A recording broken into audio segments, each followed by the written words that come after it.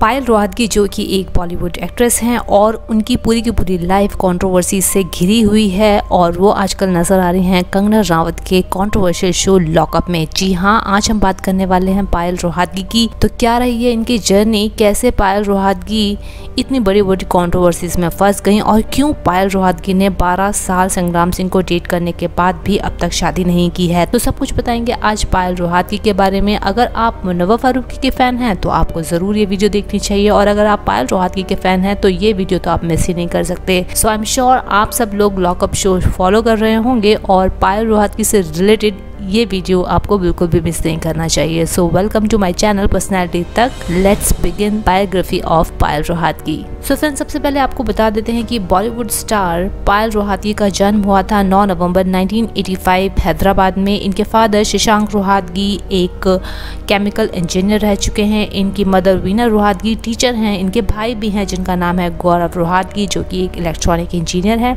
और साथ ही साथ आपको ये भी बता देते हैं कि पायल रोहतगी भी कोई ऐसी वैसी नहीं है, बल्कि वो बीटेक हैं। उन्होंने इंजीनियरिंग की हुई है। सन 2000 में प्रियंका चोपड़ा, लारा दत्ता, दिया मिर्जा के साथ फेमिना मिस इंडिया पेजेंट में पार्टिसिपेट किया था।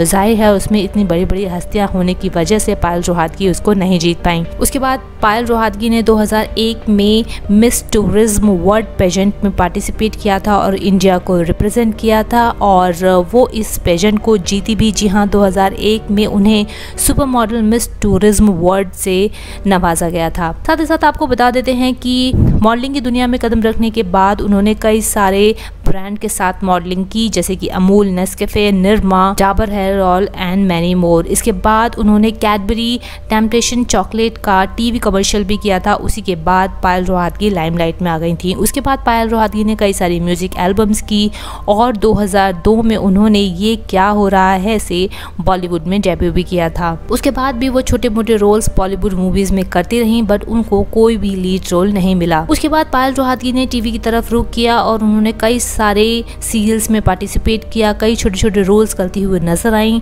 वो बिग बॉस सीजन 2 में भी नजर आई थी। उसके बाद 2015 में उन्होंने नच बलिए सीजन 7 में पार्टिसिपेट किया था अपने फियांसे संग्राम सिंह के साथ। अगर इनकी पर्सनल लाइफ की बात करें तो आपको बता देते हैं कि संग्राम सिंह को पायल रोहतगी पिछले 12 साल से डेट कर रही हैं। जी हाँ, उन्होंने संग्राम सिंह को 2011 में डेट करना शुरू किया था। उसके बाद 27 फरवरी 2014 में इन दोनों ने इंगेजमेंट भी कर ली।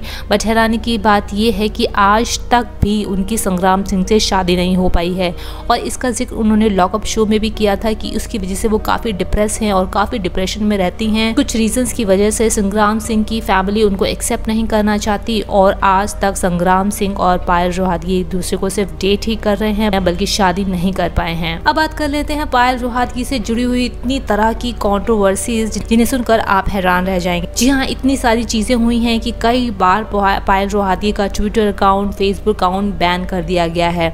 पायल रोहतगी इतनी ज़्यादा वोकल हैं और सभी विषयों पे और मुद्दों पे अपनी राय रखना पसंद करती हैं। कभी कभी फेक न्यूज़ भी स्प्रेड करती हैं और कभी कभी रिलीजन को लेकर भी बहुत सारी बातें बोल जाती हैं कि कॉन्सिक्वेंसेस उनको भुगतने पड़ते हैं। पहली कॉन्ट्रोवर्सीज आपको बता देते हैं कि पायल रोहतगी ने केरला में जब बाढ़ आई उसके ऊपर उन्होंने अपनी राय दी थी कि केरला में जो बाढ़ आई है वो भगवान का श्राप है क्योंकि केरला गवर्नमेंट ने बैन नहीं लगाया काउ स्लॉटर के ऊपर। इसी वजह से ही केरला में बाढ़ आती रहती है और इसको काफ़ी अलग ढंग से लिया गया था। उनके ओपिनियन की काफ़ी ज़्यादा निंदा हुई थी। उसके बाद वो एक और कंट्रोवर्सी में फंसी जब ट्रिपल तलाक का मामला चल रहा था। उन्होंने सोशल मीडिया का सहारा लिया और अपना ओपिनियन ट्रिपल तलाक के ऊपर रखा। उन्हें सोशल मीडिया का सहारा लेते हुए बहुत सारी ऐसी बातें बोली जो मुस्लिम समाज को बिल्कुल भी गवारा नहीं हुई। उन्होंने लिखा था कि I am Hindustan, I am happy, 70 years of independence, treated like an object, replace without notice, divorce only by husband, finally triple तलाक ऑर्डिनेंस। हालांकि अपनी राय देने का इंडिया में पूरा हक है बट कभी कभी हम इस तरह की राय दे देते हैं कि वो रिलीजियस सेंटिमेंट्स को हर्ट कर जाती हैं। उसके बाद एक कंट्रोवर्शियल मामला आया था जब करण जौहर की एक पार्टी में एक वीडियो रिलीज हुई थी और उस पार्टी में बहुत सारे एक्टर्स मौजूद थे। उस पार्टी में पायल रोहतगी का कहना था कि सब लोग ड्रग्स कर रहे थे। इतना खुलकर अपना ओपिनियन देना किसी को भी पसंद नहीं आता है और उसी का हर्जाना भुगतती हैं पायल रोहतगी। उसके बाद उन्होंने एक कंट्रोवर्सी क्रिएट की जब ज़ाहिरा वसीम जो कि एक काफ़ी सक्सेसफुल बॉलीवुड एक्ट्रेस के रूप में उभर रही थी, उन्होंने इंडस्ट्री को छोड़ने का ऐलान किया और अपने धर्म की तरफ मुड़ने लगी।